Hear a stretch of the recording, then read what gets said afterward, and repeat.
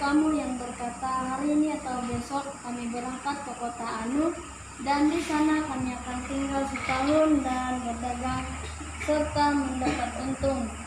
Sedang kamu tidak tahu apa yang akan terjadi besok. Apakah arti hidupmu? Hidupmu itu sama seperti uap yang sebentar saja kelihatan lalu lenyap. Sebenarnya kamu harus berkata, jika Tuhan menghendakinya, kami akan hidup dan berbuat ini dan itu. Tetapi sekarang kamu memegahkan diri dalam congkakmu, dan semua kemegahan yang demikian adalah salah. Jadi jika seorang tahu bagaimana ia harus berbuat baik, tetapi ia tidak melakukannya, ia berdosa. Demikian pembacaan tadi. Dan di dalam teks ini Yakobus sendiri memberikan nasihat. Ini merupakan satu peringatan Yakobus, petua Yakobus, dan teguran Yakobus kepada semua orang-orang Israel pada saat ini. Seperti tajuk besar di atasnya ini, jangan melupakan Tuhan dalam perencanaan. Di sini kita akan belajar bersama tentang teguran dan peringatan Yakobus, di mana setiap apa yang kita rencanakan, setiap apa yang kita lakukan di dalam kehidupan kita harus melibatkan Tuhan. Kita harus melibatkan Tuhan dalam setiap perencanaan kita. Mungkin hidup yang kita jalani, mungkin bagi kita ada yang membuat kita bahagia ataupun senang. Mungkin dalam perencanaan kita itu membuat kita terlalu excited untuk melakukan apa yang kita sudah rancang. Setiap apa yang kita sudah setiap apa yang sudah kita atur di dalam kehidupan kita. Contohnya seorang pelajar, apa tujuan dia menjadi seorang pelajar?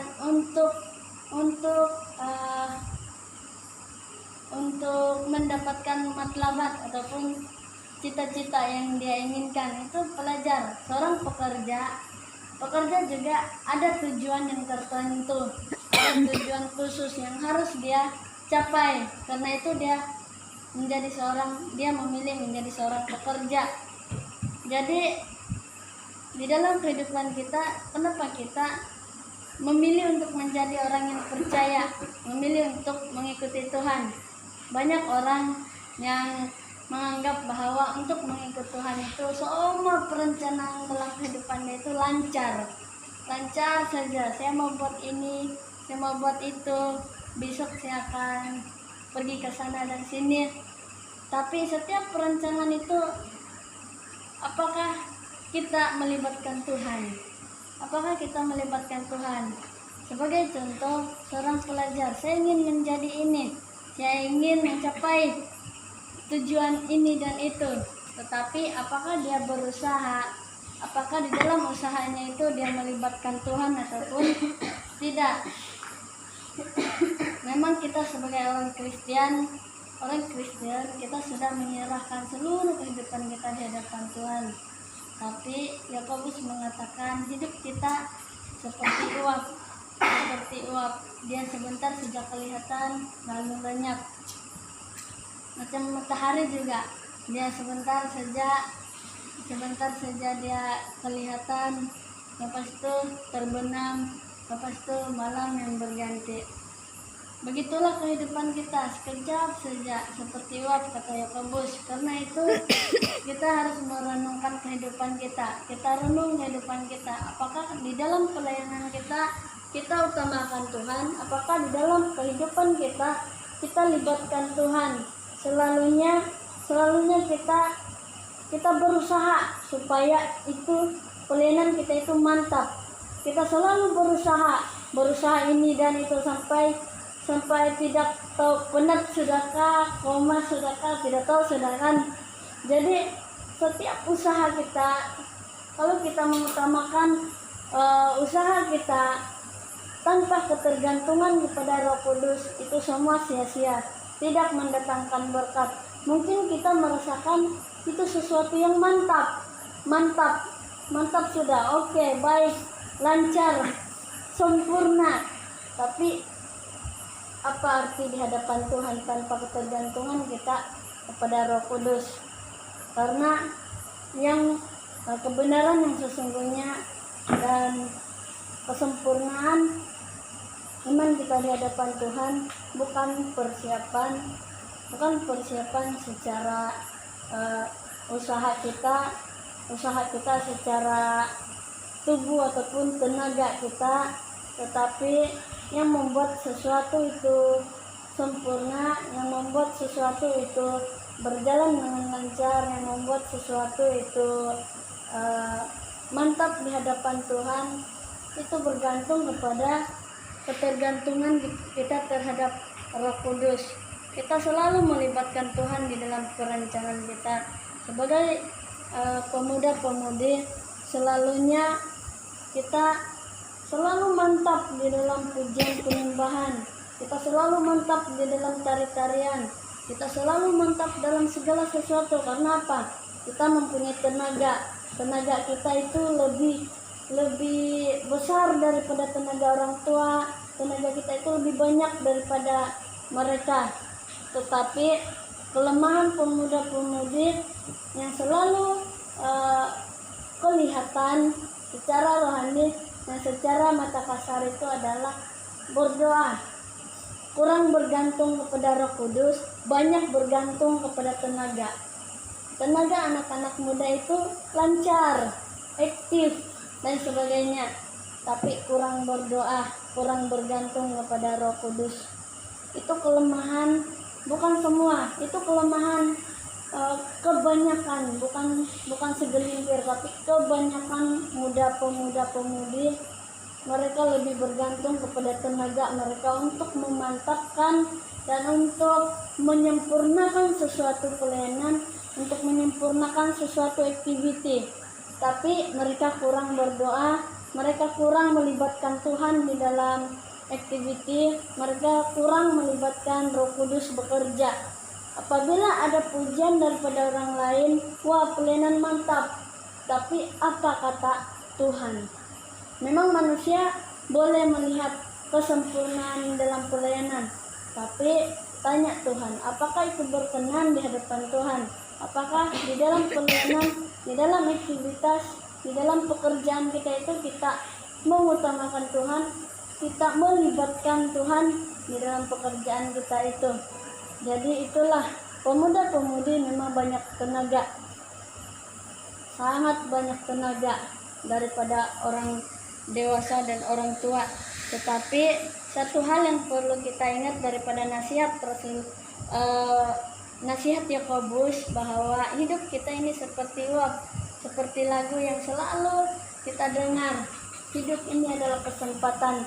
Jadi setiap apa yang kita rancang, baik persekolahan kita, cita-cita masa depan, perkawinan, apa saja pekerjaan, libatkan Tuhan di dalam itu. Libatkan Tuhan di dalam setiap apa yang kita rencanakan, libatkan Tuhan di dalam setiap perjalanan hidup kita. Bahkan untuk berdoa itu selalunya kita hanya berdoa untuk selalunya pemuda-pemudi, tidak semua juga, tapi hampir mereka hanya ingat berdoa makan, berdoa tidur, itu saja. Berdoa makan, berdoa tidur, apa lagi? Ada. Kalau tidur, kalau penat sudah buat ini dan itu, Tuhan macam biasa hilang. Terus tidur. Tapi Tuhan tahu kalau kita penat, betul. Tuhan lebih tahu siapa kita. dan Tuhan tahu kerinduan kita untuk berdoa di hadapan Dia. Jadi seperti nasihat Yakobus, hidup kita itu seperti uap, dan juga Yakobus juga mengatakan, jadi jika seorang tahu bagaimana ia harus berbuat baik, tetapi ia tidak melakukannya, ia berdosa.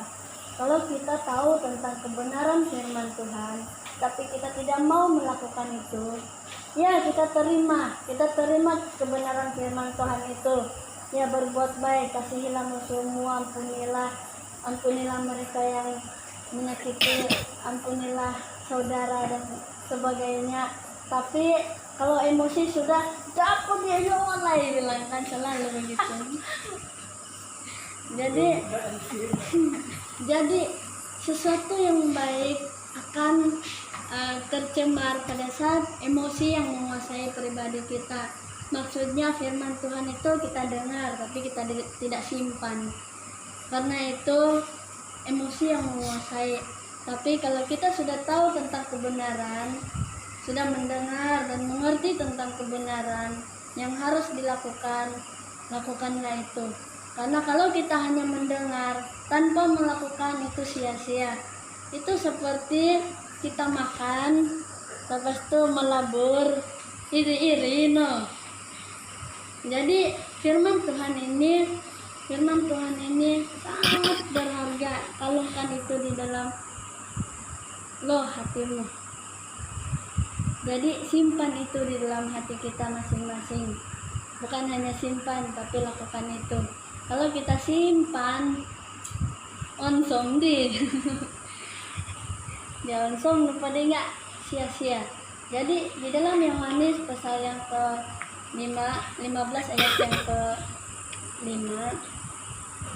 di luar aku kamu tidak dapat berbuat apa-apa. Orang yang tinggal di dalam Tuhan Yesus, dia akan berbuah. Semua yang dia lakukan berhasil. Kira-kira perancangan di dalam kehidupan dia itu gagal ataupun tidak, dia tetap bersyukur. Kenapa? Dia tetap tinggal di dalam pokok anggur, di dalam Yesus Kristus. Yesus Kristus mengatakan, siapa yang di luar aku tidak dapat berbuat apa-apa. Maksudnya, kalau di luar Tuhan Yesus sudah, kalau kita tidak mau melakukan kebenaran yang kita sudah dengar, tidak mau melakukan kebenaran yang sudah kita tahu, maksudnya kita menuai bencana. Karena Allah tidak boleh dipermainkan di dalam kitab Kolose. Allah tidak dapat dipermainkan. Apa yang kita tabur, itu yang kita tuai. Kita menabur benci, kita menuai bencana. Kita menabur kasih, kita menuai kasih di dalam Kristus. Jadi itulah yang kita pelajari malam ini.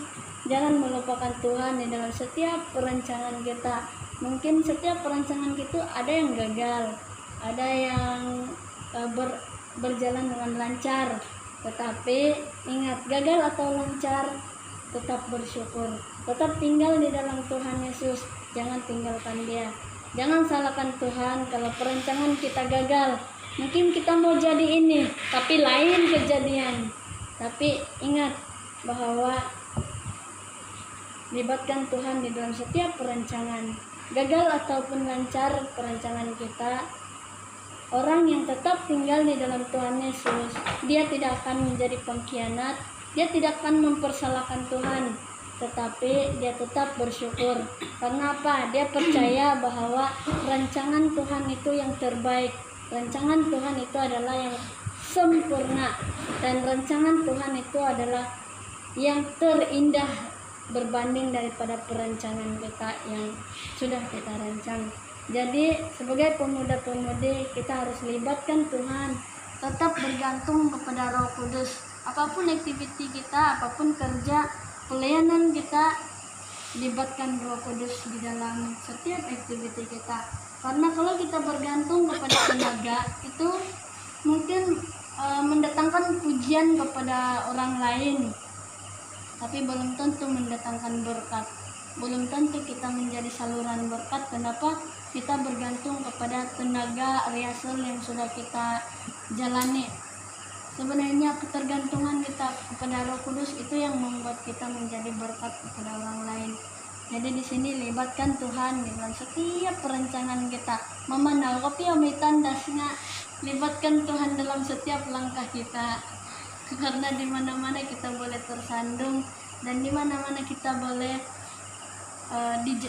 menjadi batu sandungan. Di mana-mana kita boleh saja kita jatuh menjadi orang yang berdosa jauh daripada Tuhan. Di mana-mana orang boleh menjatuhkan kita. Jadi tetap bersyukur dan tetap bersandar kepada Tuhan. Tetap libatkan Tuhan dengan setiap perencanaan kita. Mari kita berdoa. Tuhan Yesus, kami datang sekali lagi. Terima kasih untuk perkongsian sebentar tadi. Kami yakin dan percaya walaupun itu singkat dan walaupun itu ringkas, tapi kami yakin dan percaya Roh Kudus-Mu yang membuat kami mengerti lebih dalam tentang firman-Mu. Roh Kudus-Mu yang menyadarkan kami supaya kami sentiasa mengutamakan Tuhan. Sebagai manusia biasa kami tidak dapat dan kami tidak mempunyai kekuatan dan kemampuan untuk melibatkan Tuhan karena kami selalu lupa dan selalu lalai, tapi kami yakin dan percaya.